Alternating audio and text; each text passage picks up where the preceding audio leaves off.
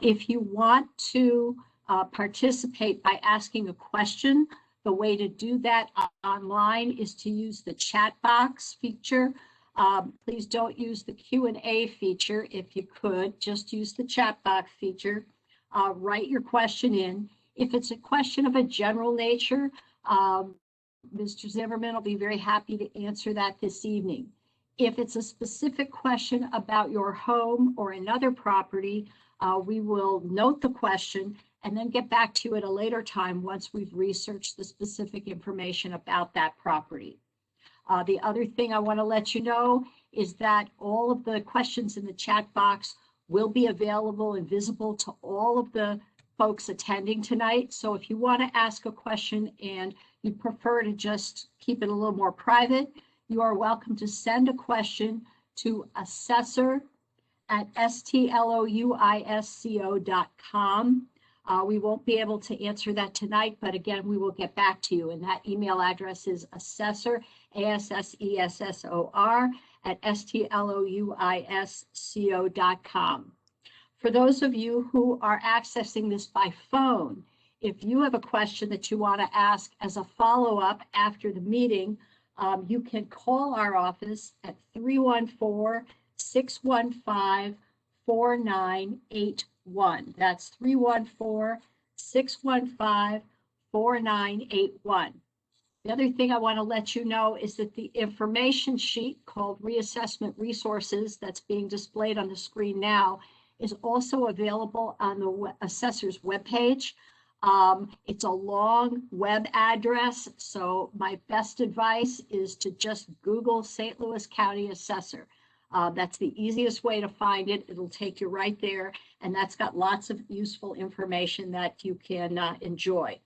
Last point that I've been asked to tell you is that we do have a hard stop at 7:30 tonight.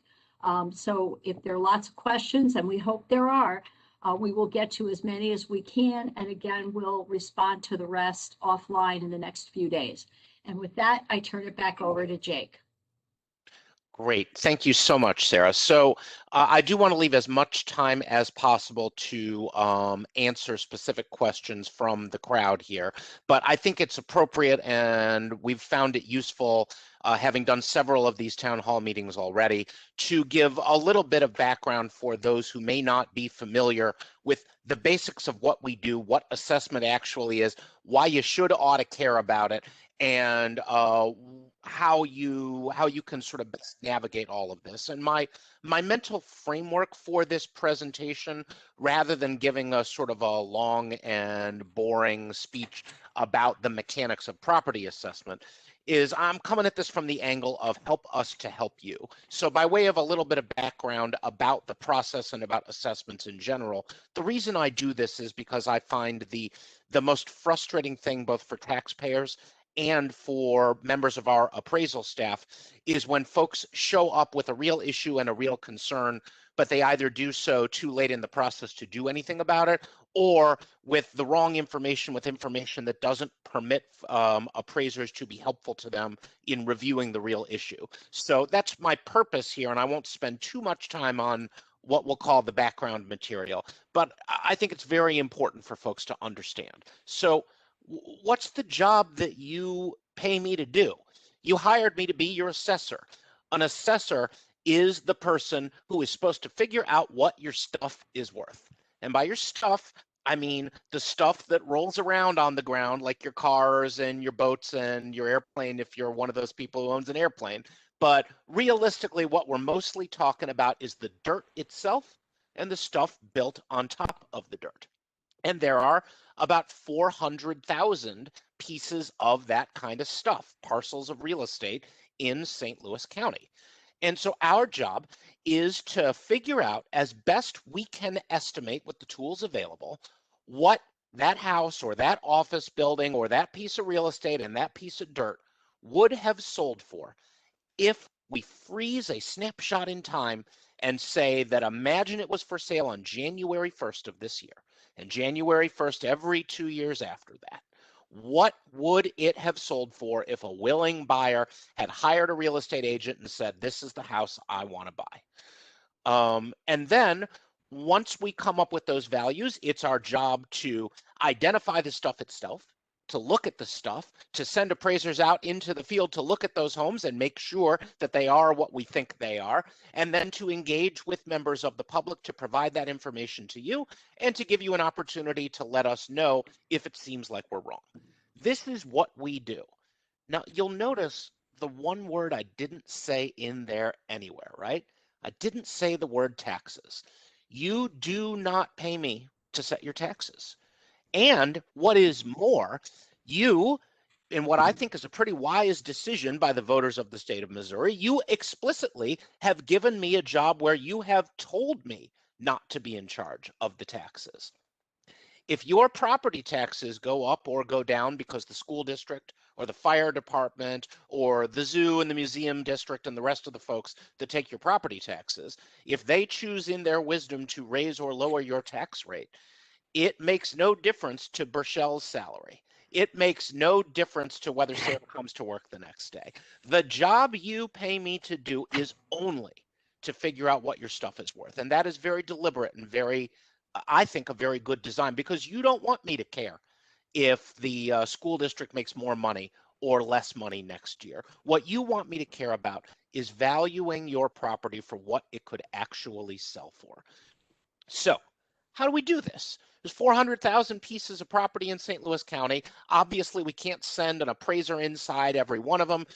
You wouldn't want a county bureaucrat inside your house most of the time. And even if you are the unusual sort of person who does want a county bureaucrat inside your house, we're still in the middle of a pandemic. And for obvious reasons, we're not sending a lot of people inside a lot of houses right now. Right? So what do? The first thing we do is we work really, really hard to identify each piece of property and make sure we know its characteristics. And if you take a look on our website, and we'll talk a little bit more about how to do this later, you can see that we have a picture. We got a sketch of your house. And we've got a list of all the pertinent characteristics, everything we think we know about it. How many square feet it is, when you bought it, what you paid for it when you bought it, when it was built, when it was remodeled, how many bedrooms, how many bathrooms, all the way down to how many fireplaces and the grade and caliber of the construction design and a bunch of other stuff. And with as much information as we have and 400,000 pieces of property, as you can imagine, it takes a lot of work to keep all of that up to date. So if you pull a permit from your municipality in order to put on a new deck or install a new generator or whatever it may be, that doesn't just trigger the municipality giving you the permit. I see the mayor of the beautiful city of Frontenac, Mayor Hatfield, is with us this evening in the participants list. So imagine that you live in Frontenac and imagine that you file for a permit and Frontenac Public Works says, okay, you can build this thing. Well, the other thing that happens is that Frontenac provides that information to St. Louis County. And at some point, one of the appraisers from my office is going to come and knock on your door. And these days, from a safe distance and possibly from back further on the street, we're going to take a look and see if we can verify what that improvement is that you've put on. And we're even going to change the sketch of the house if necessary.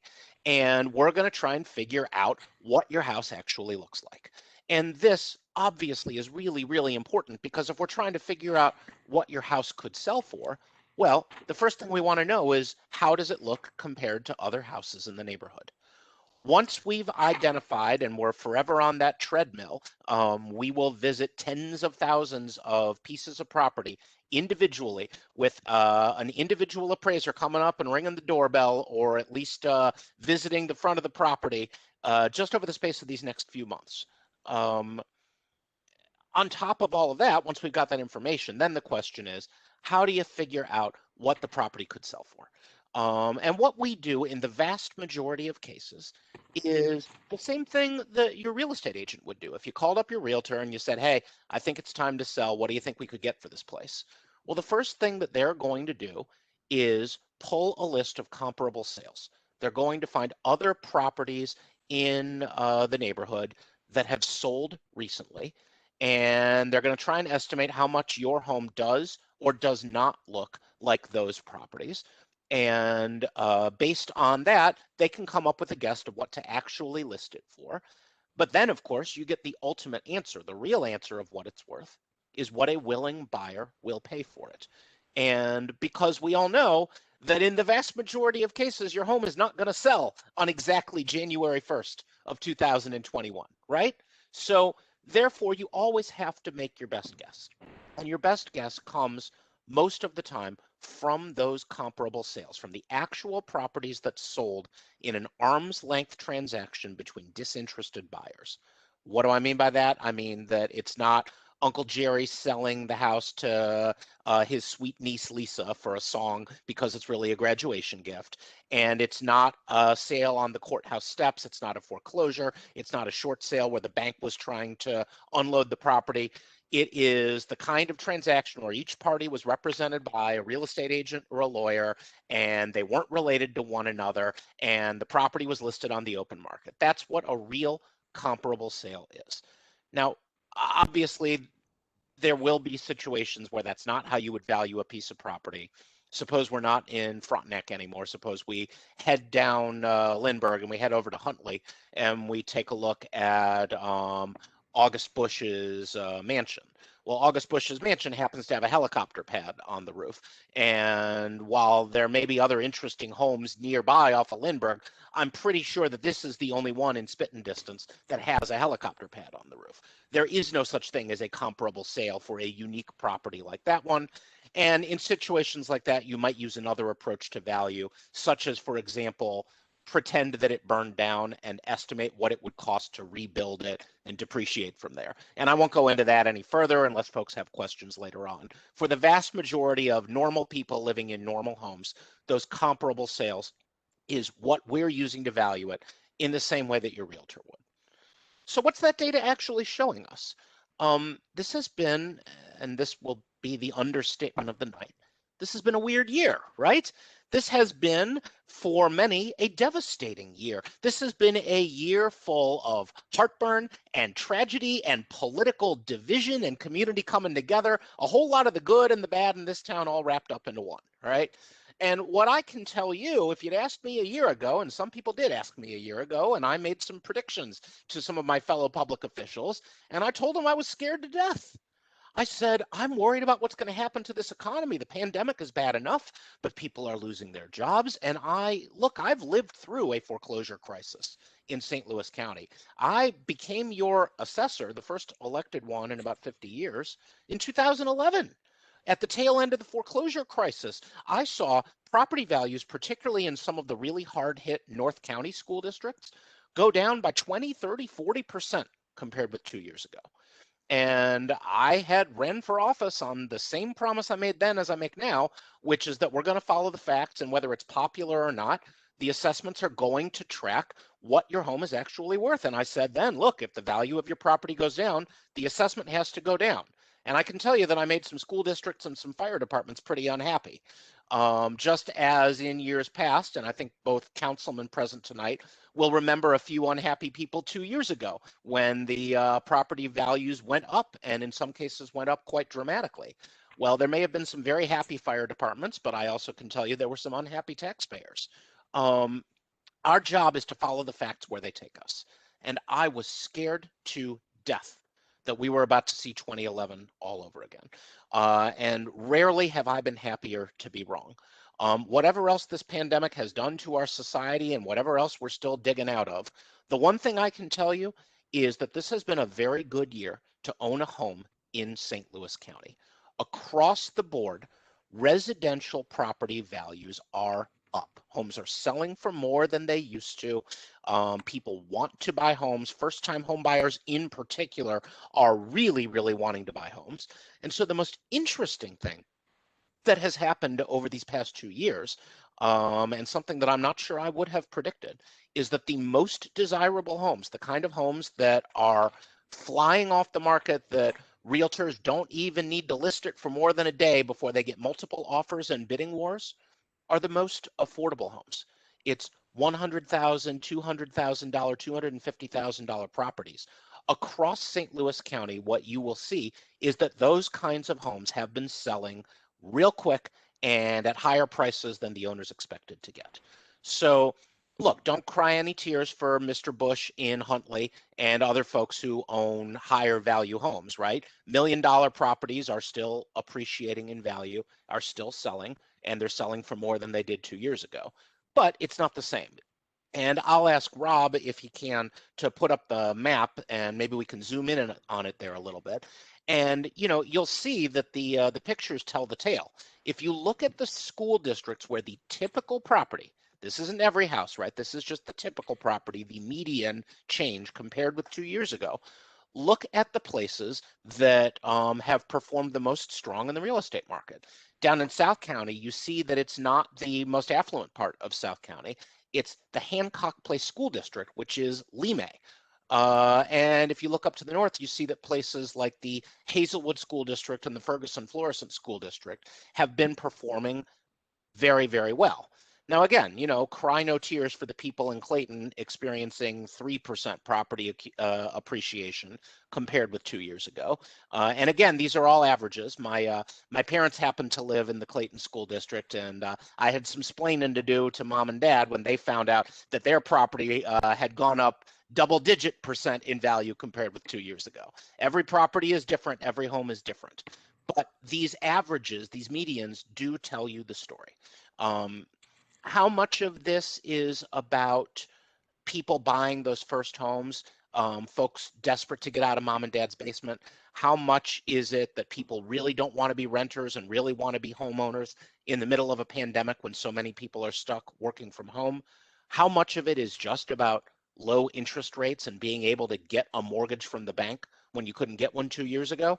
I don't know. It's probably some combination of all of those three things.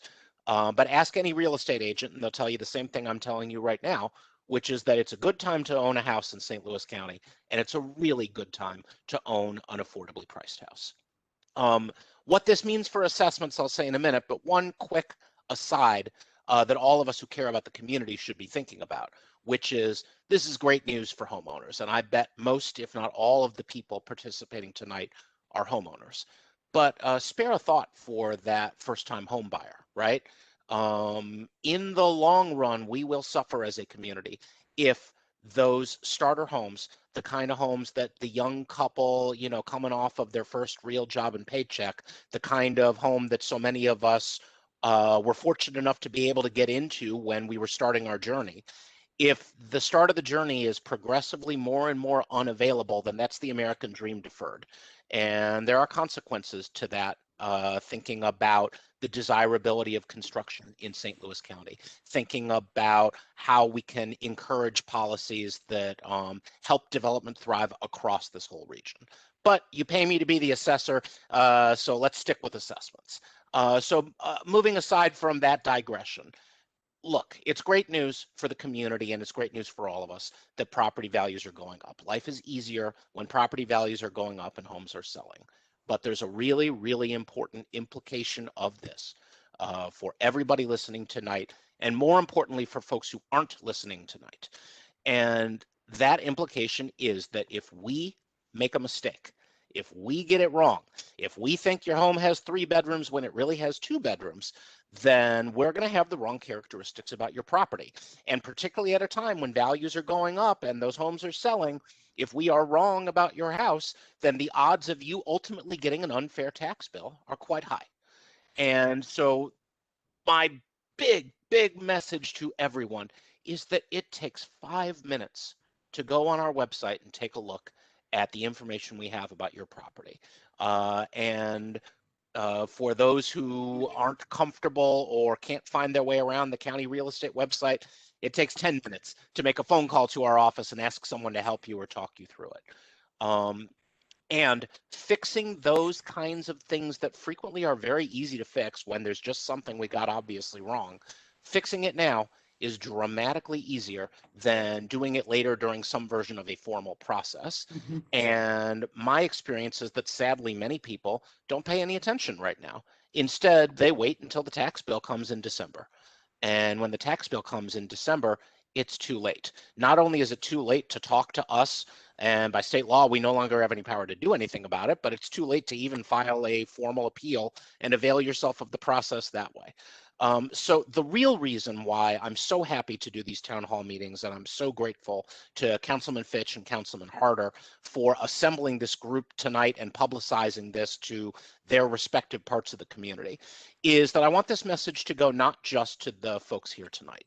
I strongly suspect that everybody who called in or WebExed in tonight is pretty sophisticated on this subject. I mean, you have voluntarily, of your own free will, abandoned your families this evening to watch a town hall meeting about property assessments, right? So you probably already know a thing or two about real estate. But I guarantee you that you know a senior citizen on a fixed income who struggles to pay those taxes every year, who is not listening tonight and who is not that sophisticated about St. Louis County real estate and who wouldn't know how to find the St. Louis County website if their life depends on it. And if you can help that person, if you can spend those 5 minutes with them to look up the property on the St. Louis County website, take a look at that sketch, take a look at the square footage, take a look at everything we think we know about that piece of property, and figure out how to let us know if something appears to be wrong, you may be doing a huge favor for someone in need and for someone who wouldn't otherwise figure out the problem until it was too late. So look, I think many of you will already know that for folks who disagree with us, there is an elaborate process built out in Missouri law for how you can appeal the value of your home. And remember that the job is to figure out the value of your home, not to, as some people say, quote unquote, appeal the taxes, right? We don't control the taxes. You show up to talk to one of my appraisers and you say, I'm on a fixed income, I'm scared to death, I can't pay the tax bill. You can break their hearts, right? You can get a whole lot of sympathy and in pre-COVID times a hug, but you don't give them the power to do anything to help you. And so back to where I started at the very beginning, right? Help us to help you. How does it work? First thing I want to say is that right now in normal times, were we not still coming out of a pandemic, where office buildings at full capacity, we'd be heading into a season when we would be meeting in person with thousands of taxpayers as part of what we've called informal conferences. We're not required to do it by state law, not part of the appeals process, but we've tried to extend that extra time for folks who need a little extra help or just need someone to talk it through with.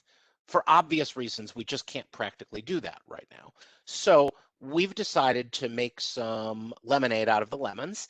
And what we are doing is trying to just do a pilot project of early review, leave out any trace of formality whatsoever. Instead, we say, look, take the information you would have shared with us, just email it to us. Just give us a call, just send it in the mail. And as time permits, we'll just have appraisers take a look at it, review things individually where we can fix something up front, save everyone the trouble of filing an appeal down the road, so much the better. So what is that kind of information? What is it, whether it's in that or whether it's if you ultimately choose to file an appeal and figure out how to talk with an appraiser and a hearing officer on WebEx or over the phone or whatever it may be in these socially distant times? What's it actually going to look like? Here's the thing.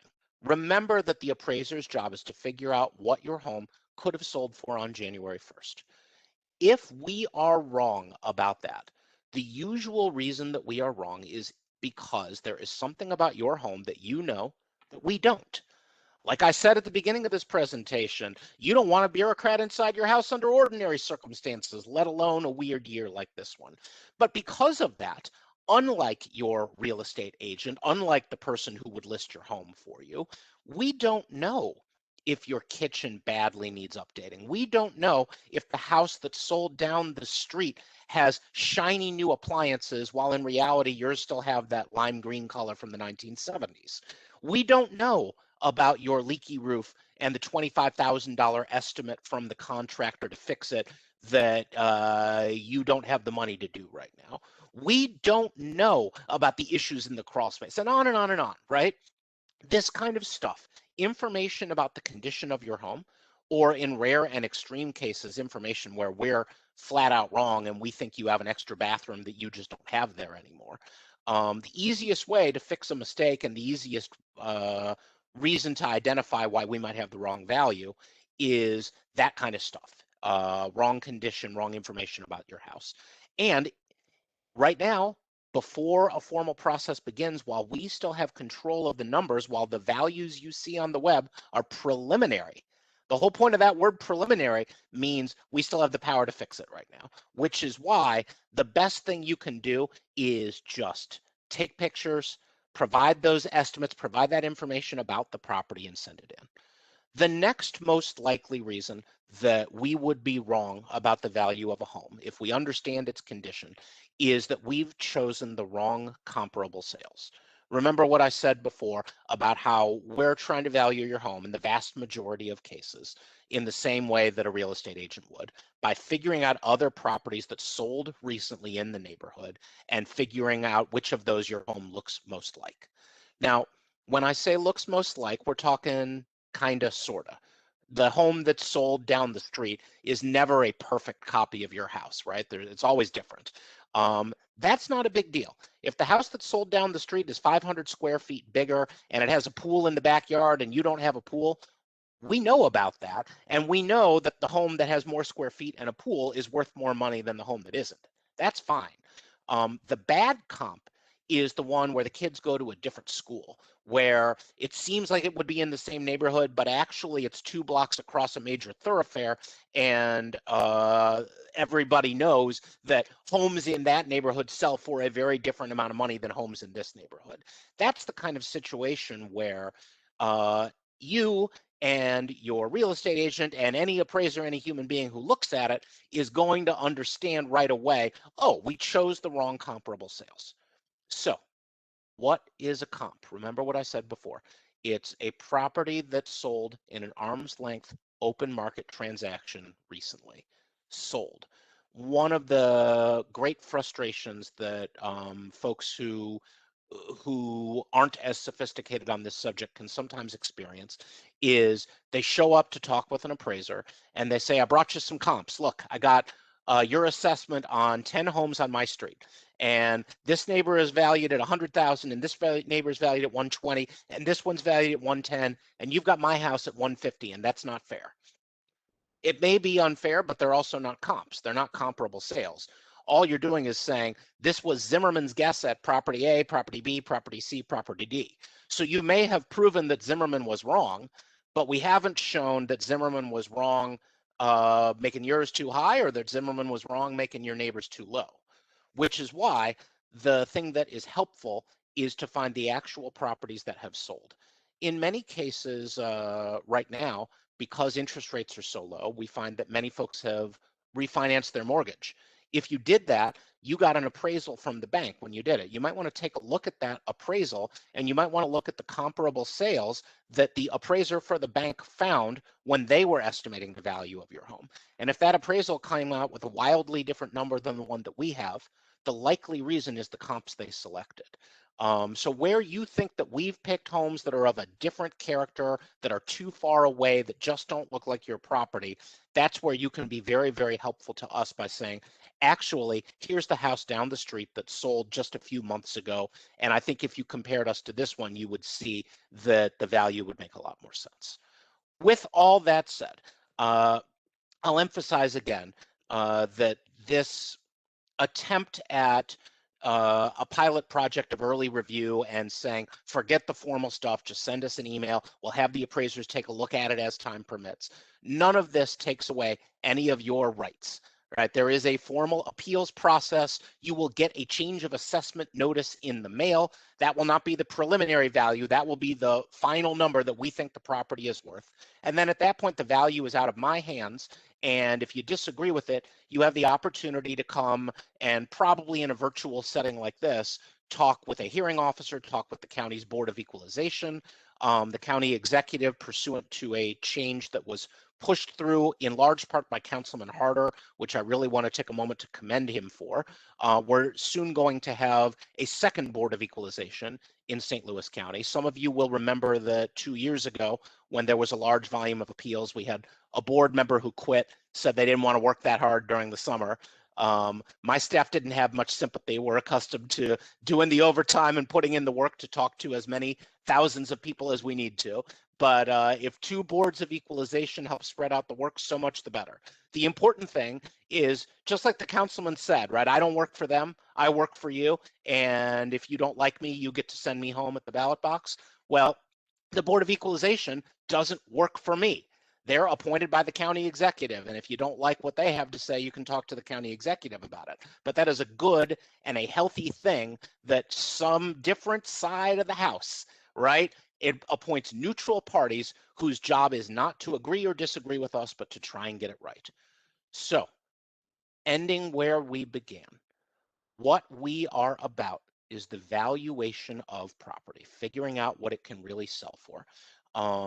And what you will find if you interact with us, whether informally via a call or an email, or whether during the course of the Board of Equalization process, is that because we have no dog in the hunt of what happens to your tax bill next year, of whether the school district raises or lowers your tax, because our only job, the only thing you pay us to do, is figure out what you could sell that home for. If you come to us with that kind of real estate evidence that helps my appraisers see why the value of the property might not be what we thought it was, that's the best, the most effective, and the easiest way to both get a fair valuation of what the home is really worth and help make sure that we're doing our job right on behalf of all the people in this community. Um, Unfortunately, there are always those who will seek to game the system. I've seen everything in my 10-ish years in this job. I have seen sophisticated real estate developers trying to pretend that commercial medians were farms in order to get an agricultural tax break. I have seen highly profitable business entities pretending to be charities when they are not. I have seen extraordinarily wealthy private airplane owners trying to hide their private airplanes rather than declare them and wind up paying the property taxes on them. They sound like different stories, but they're not. They're all the same story. They're all somebody who's better connected or thinks that if they pay the lawyer or the tax representative, they can get a sweet deal. My job for however long you keep me in this position is to fight and fight hard against anybody who goes looking for a sweet deal. If I want you to believe me when I say that we are only here to try and value the property fairly, that means that we have to devote our time and our resources to make sure that nobody games the system, that nobody gets their value lowered just because they want a tax break. Because if you do that, somebody may get a tax break, but there's no free lunch in this world.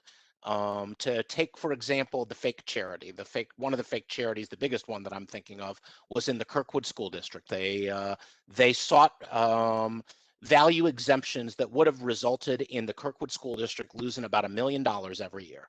So what's that mean? You know, Kirkwood School District doesn't get $1 million. One of two things happens. They either lay off $1 million worth of school teachers, or they raise taxes on every man, woman, child, and small business in Kirkwood in order to add up to about $1 million. And I'll leave it to you to guess which route they would have taken. But the better choice by far is to make sure that nobody gets a break they don't deserve. We are here to stand our ground against folks like that. We are here to listen to you. We are here to work fairly on behalf of all taxpayers because we are here to value the property based on what it can sell for.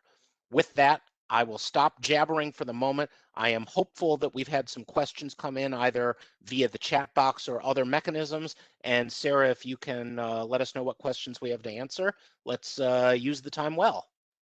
Great, Jake, thanks. We don't have any questions in the chat box now. I'd encourage anyone who has a question to write in. Meanwhile, there are a couple things I'd like to ask you to comment on. These are questions we receive pretty frequently. The first one involves the relationship between taxes and value. You touched on that a little bit, but many people really feel like if their value goes up, their taxes are automatically going to go up too. And I'm hoping you can talk to us a little bit about that. Thank you, Sarah. And I meant to cover that before and I didn't. So I appreciate the pointer in that direction, because it's not true that if the value of your property goes up, that it will necessarily make an impact on your tax bill. And the reverse is true too. You know, one of the most frustrating things I hear from people sometimes is, Zimmerman, you dirty jerk, you lowered the value of my property and then my taxes went up. How dare you? Right. And of course, that wasn't me. That was the school district, or it was the fire department. It was that bond issue that you voted for this past year. But in general, the core thing to understand is that there's no free money. And just as I said before, there's no free money if you take away $1 million from the school district because somebody gets a fake exemption that they don't deserve, then the school district may well raise taxes by $1 million on everyone else. Well, the reverse is true too. There's something called the Hancock Amendment, and if you really want me to put you to sleep, we can go into a long discourse on the Hancock Amendment. But since you don't want me to get all wonky and Hancocky, the simple version of it is that in most cases, most of the time, there's no free money for the fire department. If the property values go up across the board, then the fire department has to lower their tax rate so that they don't get free money, right? So even if, let's say that I'm not the Jake Zimmerman that I told you I was. Let's say that I'm not committed to fairly valuing property. Let's say that I put on my tax and spend government hat and I say, what we want is we want as much money for the school district as possible. So let's have a party. I'm going to double every assessment in all of St. Louis County. Congratulations. Your assessment just went up 100%, and so did your neighbors. Well, I'd make a whole lot of people very angry, but I wouldn't actually have done any favors for the school district, because if the school district had $100 million worth of stuff in it this past year, and their average effective tax rate was 1%, then that means the school district took $1 million in property taxes last year. If I double all the assessments, so now the school district has $200 million worth of stuff in it, the school district is not allowed to keep a 1% tax rate. They basically have to cut the tax rate in half so that they still only get the same $1 million in taxes. I'm simplifying dramatically, but that's basically how the Hancock Amendment works. So that is why when you look at those typical numbers that we showed before on the map, right? Let's go back to the Hancock Place School District. Let's go back to Lime, where you see what looks like a pretty eye-popping number, that the average home sold for around 15% higher than it did 2 years ago. Well, what that means is that the Hancock Place School District is going to have to cut their tax rate this year because the property values have been going up so dramatically. And this is where it comes back to how it's so important to check our work, because if I give you that extra bedroom and that extra bathroom that you don't really have, and the result of that is that your house is now showing as being worth 25% more than the neighbor's homes, then no matter that the school district cuts the taxes, you'll still see an unfairly high bill compared to your neighbors, and that's exactly the thing we want to avoid. Sarah, I think you are muted. I'm sorry. I'll join the 21st century one of these days. Another question that our office receives very often from taxpayers, particularly this year, is a question involving tax relief. We have a lot of folks whose values have gone up, but there are also a lot of folks in St. Louis County who've had a really tough year. Perhaps they suffered an illness from COVID, perhaps they lost a job or their business suffered. Perhaps they're a senior on a fixed income, and the fact that their value went up is going to make it harder for them to pay their taxes. Can you speak to what, if any, relief our office can offer, and what people should do if they need or want that kind of help? So the first thing that I want to say is that while there doesn't exist as much as there should, and I'm gonna make an editorial comment or two here in a moment, but there do exist limited pieces of help at the state level that folks should not be shy about taking advantage of. The most significant one is something called the circuit breaker, which exists precisely to help folks who are in dire economic circumstances and who are at risk of being taxed out of their home over property taxes. And the sad reality is that it's not enough. The state of Missouri used to have something called the Homestead Credit that was much more generous and much more helpful, particularly to senior citizens on fixed incomes. I hear all the time, going back to my days as a legislator, from people in this community who tell me some version of, I bought this house 30, 40 years ago, and now I'm retired and my income doesn't go up every year, but the taxes on the home are bigger than what I paid for it. That story is distressingly common. And look, let's say this as loud and clear as we can. In a civilized society, no one, and particularly not a senior citizen on a fixed income, should ever be taxed out of their home. And other states have found ways to solve this problem. In particular, Oregon has found a way to help senior citizens simply defer the increases in those property taxes and not pay them until the house is sold. And it's such a simple fix, it doesn't even cost any meaningful amount of money. And yet the state of Missouri has been unwilling to take up even that modest reform, let alone other more significant things, such as, for example, bringing back the Homestead Credit. And I would invite everyone listening here to think about calling on your members of the legislature and telling them that they ought to think very seriously about bringing back those kinds of fair relief programs and opportunities to take care of people. But in the meantime, we are stuck with the state law that we have. We are stuck in the world that we are in. And so I come back to what I said before, right? Which is, please don't break Burchell's heart. If you come to Burchell and you tell her that you lost your job and you are having the worst year of your life and you are scared to death about losing your home, you are going to make Burchell have a very, very bad day because you haven't given her anything that she can help you with. And all she can do is go home and cry tonight, right? So instead of making Burchell cry, make Burchell smile, help her have the kind of day where she helped someone who really needed it by showing her information that we got it wrong about your home, that we have your home valued higher for more than it could really sell for, because that is how we can help. Thanks.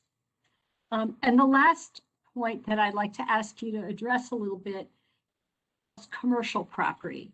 I know that the point of this town hall meeting is mostly to talk about residential, but I'm sure there are folks listening who are curious to know what the preliminary numbers look like on the commercial side. Sure. So the short answer to that is it depends, and it depends a lot. This is a great time, as I said before, to own a home in St. Louis County, but it is not a great time to own a hotel. And it's, for the most part, not a great time to own a restaurant.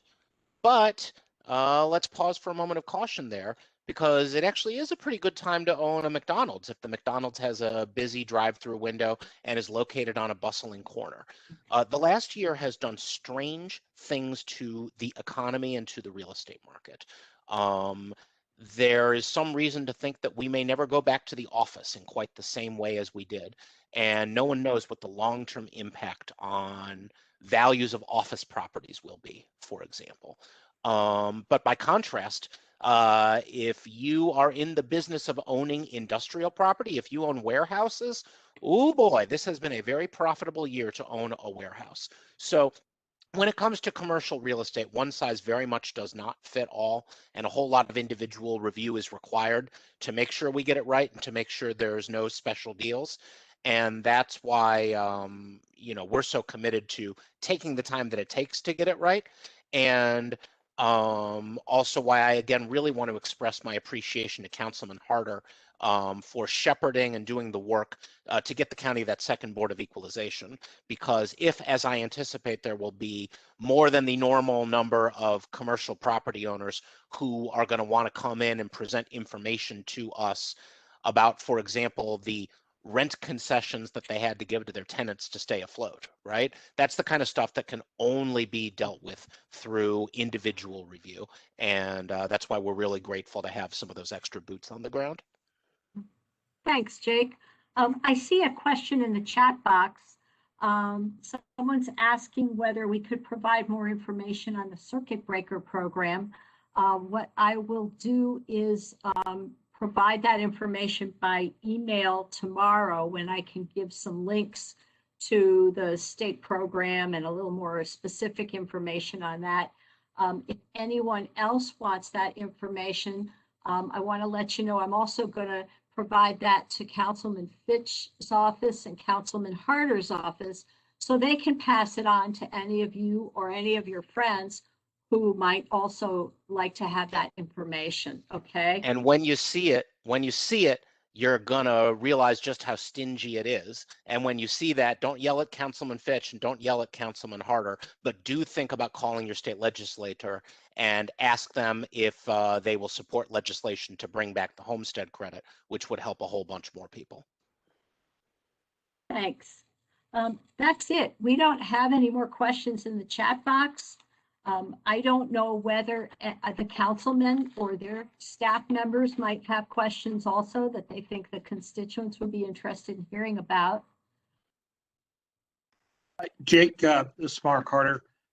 Maybe touch upon the review process and the appeals process and the dates of when that starts and ends. And Sure. Since we are in a pandemic, how that will be handled different than previous years. Thank you very much, Councilman.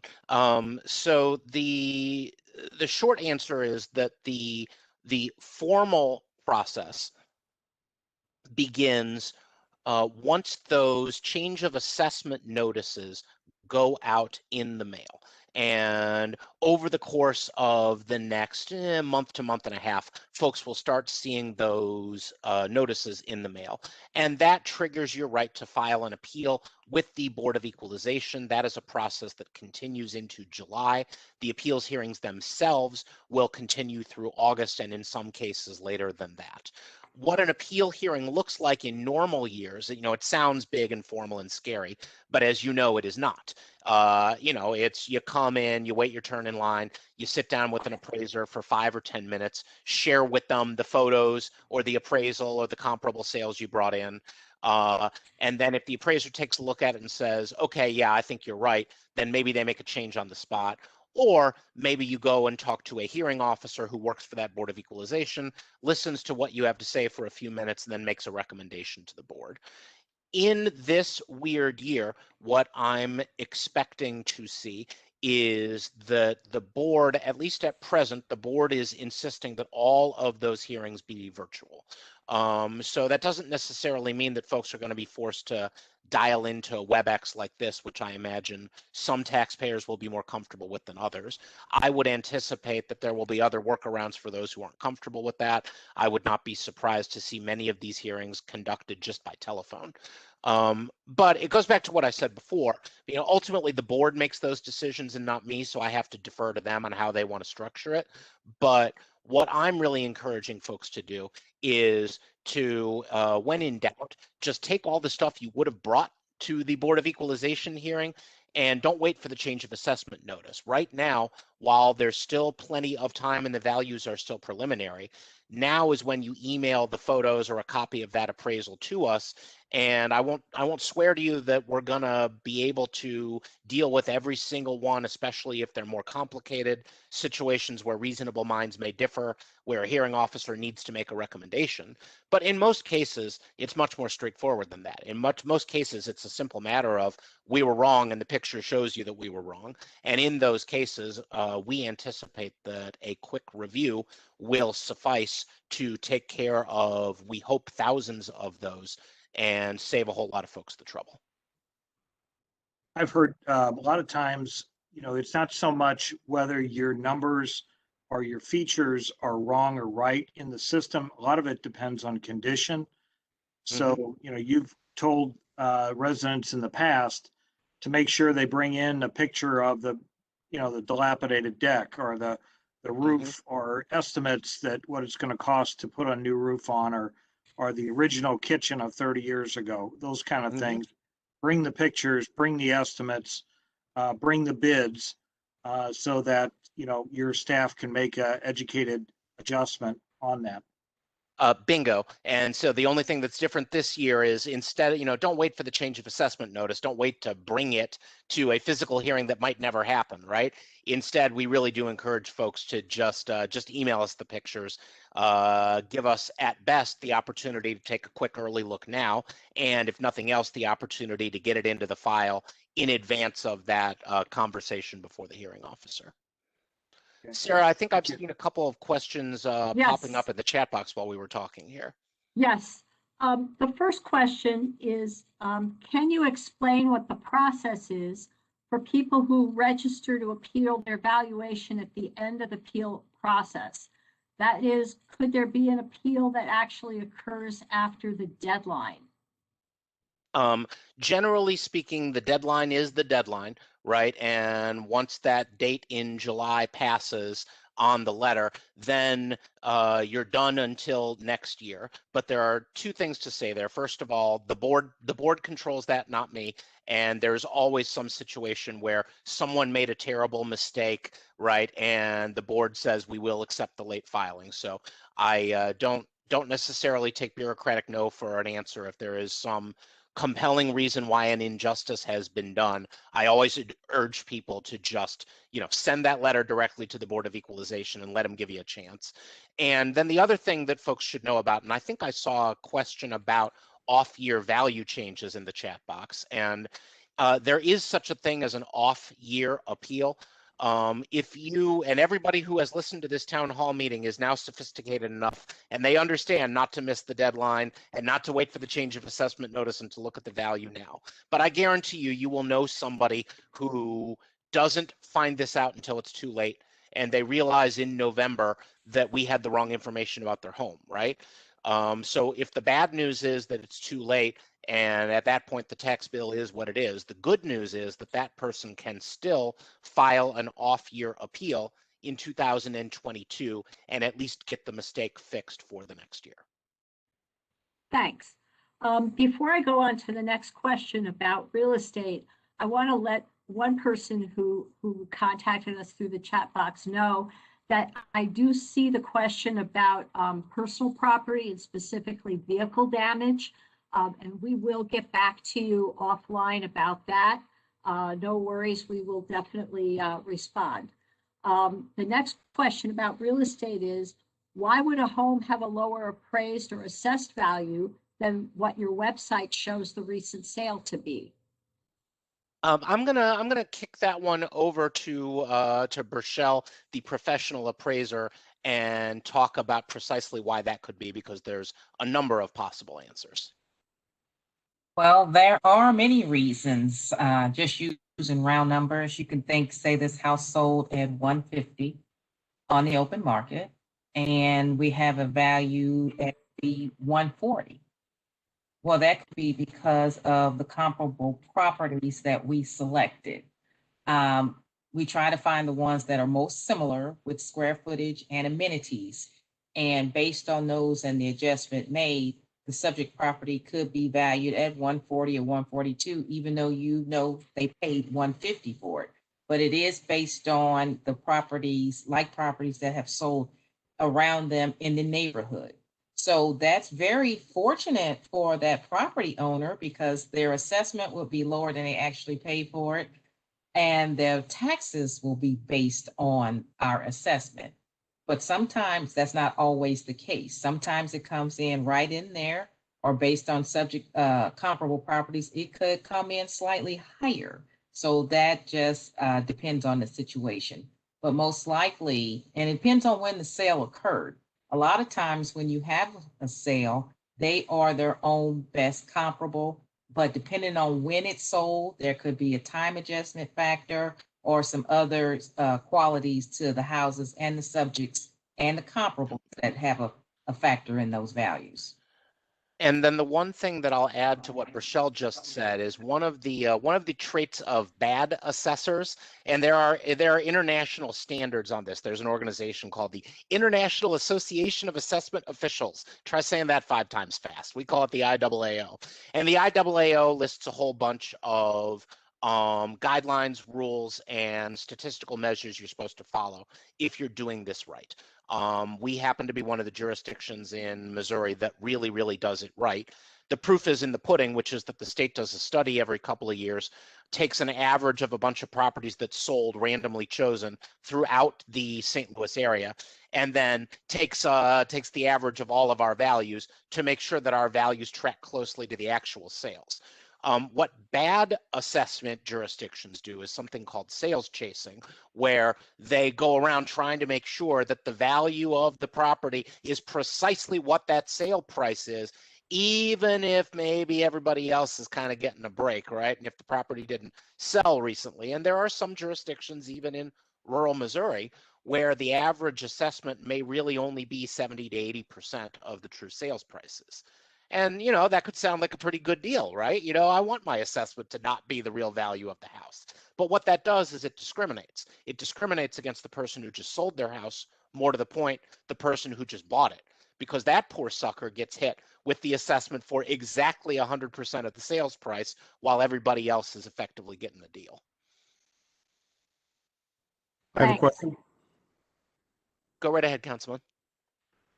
This one actually came in on text, so I'll just read you the text. How do you get comps changed on your address which do not match your home? Tried for the last 10 years. They have used a subdivision that the homes are twice as expensive than mine. So in a situation like that, first of all, with regard to that specific constituent, it sounds like this isn't their first go around with us. So what you might want to do, Councilman, is if they're okay with it, just provide their contact information with Sarah, so that we can get back with them directly. But yeah, generally speaking, when we get the comps wrong, that's like the likeliest reason to get it wrong. I'll give you an example. There's someone who lives in my parents' neighborhood, which is in a real nice part of Clayton, but just across Wydown Boulevard is where the gigantic mansions are, is where Sam Fox lives. And so he, who does not live in a Sam Fox multi-bajillion-dollar house, still got an eye-popping number on his assessed valuation. And it was because of the comps. It was because somebody who didn't know the neighborhood that well would say, oh, look, here's a great comparable sale. It's only a couple hundred feet away. This is obviously a great comp. But it wasn't a great comp because it was in the neighborhood with the mansions that happened to be across one really busy street. So situations like that do tend to happen on the edges. And those are the cases where there's just no substitute for individual review. Mass appraisal is never going to find all those cases. You got to talk with an appraiser about it. So let's see if we can just communicate directly with this taxpayer and see if this is something where we'll have a meeting of the minds. Sarah, did we have some more questions come in? We do not. We have a couple that came in privately and are really about specific properties. So I'm going to encourage those folks to please contact our office, let us know their address if they feel comfortable doing that, and then we can do some research and answer those questions. Got it. Sarah, I see a question that says, what are the dates for the early review? The dates are now. Oh, I missed that. The dates are now. So as a result of these town hall meetings, if you get to doing your own research and you discover that you may need to talk with someone, you can send an email to the address that she provided or give us a call and we can start that process. And there's a lot of people seeing that, so be patient with the few staff that we have to review these properties. We will get to you. Yeah. And I scrolling through the chat box here, I see one more that I think is worth addressing. Comes from, I think, a real estate agent who says, I have clients whose homes were listed well below their appraised value and the homes did not sell. So that is, while it's a less common situation than someone brings in some comps or brings in an appraisal, we do see this from time to time.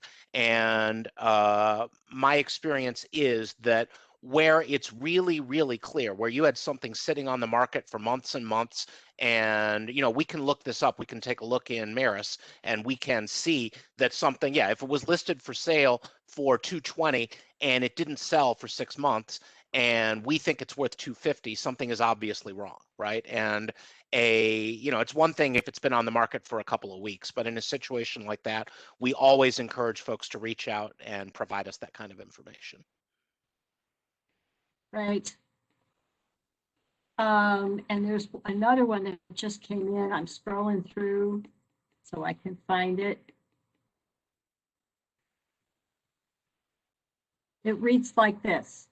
In this super hot housing market where buyers are buying without inspections and where sellers won't fix things, if someone pays, say, $190, but after they get into the home, they find the house has a bad roof, can they file to lower their taxes? So let me stop right there, because remember that when you talk to the assessor's office, you're not talking to us about your taxes. You are not appealing your taxes. You are appealing the value of the home, which means the value of what the home could sell for. So I'm going to let Burchelle answer that one in a little more specifics, because that's a little tricky, because generally speaking, the best guide to what a home could sell for is what the home actually sold for on the open market. But with that said, a lemon is a lemon, and sometimes you buy a home, you think it's worth X, and then you discover that you have a massively flooded basement, right? So I'll let Burchelle speak just a little bit more to how we handle those kinds of situations. Well, actually, it does happen more times than you would think. Unfortunately, when you buy a property without inspection, it's almost like a buyer beware kind of situation. However, some people get a building inspection after they purchase it so they can find out what they've really gotten into.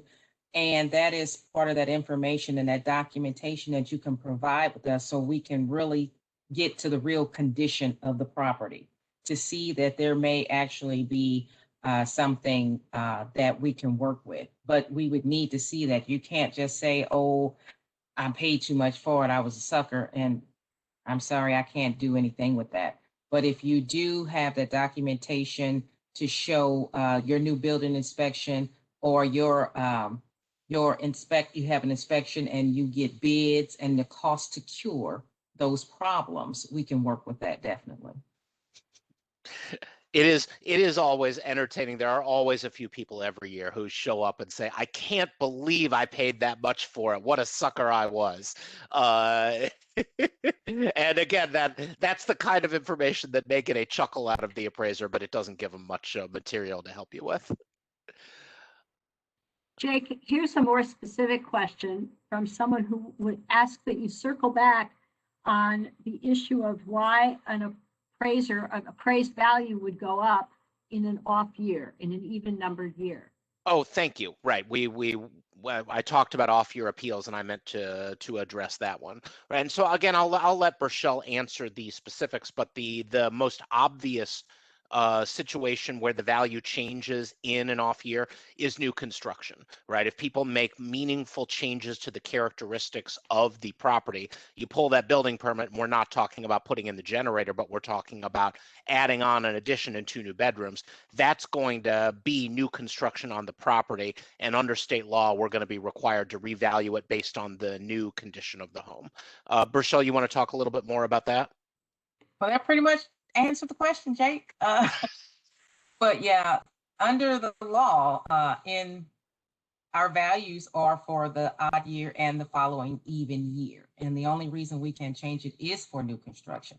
And like they were mentioning before, when you hire that contractor to spruce it up, to add that basement finish, to add another room, to change that porch into living area, your municipality, they're really friendly with us. They send us copies of permits. And so we know what's going on. So then we come and visit. And depending on what you've done, we add that to your property record and change that sketch and add those amenities, to add that rec room, to add that other bathroom, to add that new garage. We have to add those to the property. And as a result, it may increase the value of your property. I would also, this may be getting a little into the weeds, but there are also circumstances where the change in use of a property might trigger a change in its classification. And also when the property is considered occupied, if a property was vacant beforehand, and in particular, if it was newly built property, because under Missouri law, the home builder gets to treat the vacant property as though it were not fully developed, until it is actually sold to a real human who is really going to live in it. So there's a couple of other sort of weird situations on the edges there, but Burchell and I have both basically said the same thing, which should give at least some confidence that it might actually be right. Well, I do not see any more questions in the chat box, although if I missed some, I appreciate hearing about it. So I need to put on my traffic cop hat again and remind everyone that we have a hard stop at 7:30. It's 7:10 now, and ask the councilman whether they have any other questions, or Assessor Zimmerman, whether there's anything else you want to let everyone know. Thank you. Thank you, Sarah, and thank you, Assessor Zimmerman, for your time this evening.